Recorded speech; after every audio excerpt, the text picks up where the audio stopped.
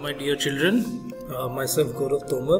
तो आज की इस वीडियो में बेसिकली हम मैप वर्क की बात करेंगे और वो भी क्लास 10th में बोर्ड में जो जितना भी मैप वर्क पूछा जाता है तो वो हम डिस्कस करेंगे। टोटल आपका 5 नंबर का जो है मैप वर्क है, जिसमें 2 नंबर का आपका हिस्ट्री का मैप आता है from the chapter nationalism in India. उससे पहले हल्का सा कोर्स स्ट्रक्चर की बात कर लेते हैं। सीबीएसई के सिलेबस की ही जो पीडीएफ है उसी का स्क्रीनशॉट मैंने यहाँ पर लिया हुआ है।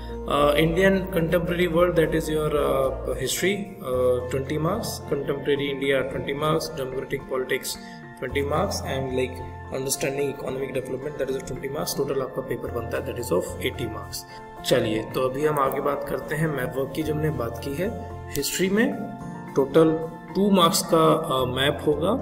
बेटा जो ये मैप है आपका, ये आता है बेसिकली आइडेंटिफिकेशन, लिखा हुआ है locating, labelling, identification, but basically identification का होता है। आइडेंटिफिकेशन के मैप में सबसे अच्छी बात ये होती है that you don't have to locate, you don't have to pinpoint. आपको मैप पर वो लोकेट पिन पॉइंट नहीं करना है। कई बार होता है जब लोकेट करने की चीज़ आएगी तो वो हमसे गलत हो सकता है कि हम थोड़ा बहुत आगे पीछे ऊपर नीचे किसी भी प्लेस को जो है लोकेट करने में थोड़ा कंफ्यूज हो सकते हैं। आइडेंटिफिकेशन में सबसे चीज़ ये होती है, आपने अपने प्रैक्टिस भी की होगी प्री बोर्ड्स में और बाकी एग्जाम्स के दौरान भी, एक लाइन, एक ब्लैंक, ठीक है, वो मैप पर दिया होगा और उससे related information will be given. तो उस गिवन इंफॉर्मेशन के बेस पर आपको वो जगह आइडेंटिफाई करनी है और उसका नाम मैप में लिख देना है। अच्छा, यहाँ पे एक चीज और मैं आपको क्लियरफाई करना चाहूंगा स्टार्टिंग में ही कि ये जो मैप वर्क होता है इसमें आपको जो आंसर है वो मैप पर ही लिखना होगा। जो लाइन है आइडेंटिफिकेशन का है, बाई चांस आपने मैप पर आइडेंटिफिकेशन के जो पोर्शन है उसमें नाम नहीं लिखा है जो सही आंसर है और आपने आंसर शीट में लिख दिया है, तो according to the norms, according to the rules of CBSE आपको उसमें नंबर नहीं मिलेंगे। मैप वर्क का नंबर आपको तभी मिलेगा जब आप उसको मैप पर ही मार्क करेंगे, आइडेंटिफाई करेंगे। तो बेसिकली 9 प्लेसेस हैं। देखिए सबसे आसान क्या है हिस्ट्री के, सिर्फ 9 प्लेसेस जो है मैप के लिए आपको तैयार करने, उसमें से कोई 2 आ जाएंगे। जहां मैं ज्योग्राफी की बात करूं, ज्योग्राफी थोड़ा सा ज्यादा लार्ज एरिया जो है कवर करता है मैप के अंदर, उसमें से 3 नंबर का आपका बनेगा। बट हिस्ट्री में आसान इसलिए है क्योंकि सिर्फ 9 प्लेसेस आपको याद करने हैं, जिसको मैंने बेसिकली 2 कैटेगरीज में डिवाइड किया है। पहला इंडियन नेशनल कांग्रेस के सेशन जो है, ठीक है, और बाद में places related to Indian national movement. तो इंडियन नेशनल कांग्रेस के जो सेशन होंगे उसमें से 3 सेशन ही आपको याद रखने हैं। कैलकाटा सेशन जो सितंबर 1920 में हुआ था, ये आप देख सकते हैं।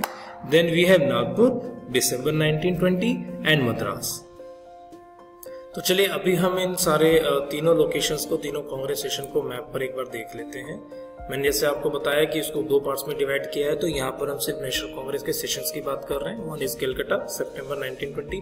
क्वेश्चन कैसा आएगा, बेसिकली स्टेटमेंट होगा जिसके बेस पर आपको प्लेस आइडेंटिफाई करना है कि 1920 session of the Congress was held at this place, तो कैलकाटा होगा। जैसे लाइन आपकी यहाँ पर है तो इस तरीके से लाइन होगी, तो आपको उसके ऊपर मद्रास, कैलकाटा या नागपुर लिख देना है। आसान है, 3 सेशन अगर कांग्रेस के पूछे जाते हैं, जो भी प्लेस पूछा जाएगा आप उसको इस तरीके से मार्क कर सकते हैं। चलिए अभी आगे चलते हैं। आगे हम इसका जो सेकंड पार्ट में मैंने इसको डिवाइड किया, that is important centres of Indian national movement.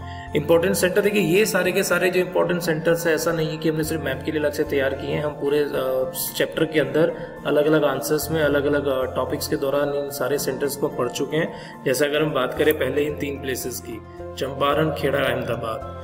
जब हम गांधी जी के अराइवल के बारे में पढ़ते हैं और उसमें पढ़ते हैं कि initial experiment of Satyagraha by Gandhi ji in India, तो सबसे पहला कहाँ हुआ था, Champaran, then Kheda and then Ahmedabad. ठीक है, तो यही जो प्लेसेस हैं यही मैप के तौर पर आएंगे। तो सवाल कैसा होगा कि where Gandhi ji started a movement for of indigo planters. Kheda होगा तो pieces for Satyagraha, then cotton mill workers.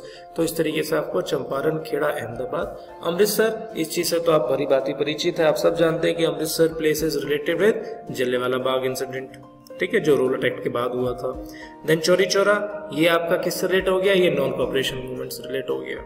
तो ये भी हम as a question 1 mark question या full 5 mark question, 3 mark question में पढ़ चुके हैं। ये चौरी चौरा की क्या इंपॉर्टेंस है, why is this place is like famous in Indian national movement, why it is a important centre, because क्योंकि 1922 में गांधी जी ने जो नॉन कॉपरेशन मूवमेंट जब वापस लिया था तो चौरी चौरा पर लिया था।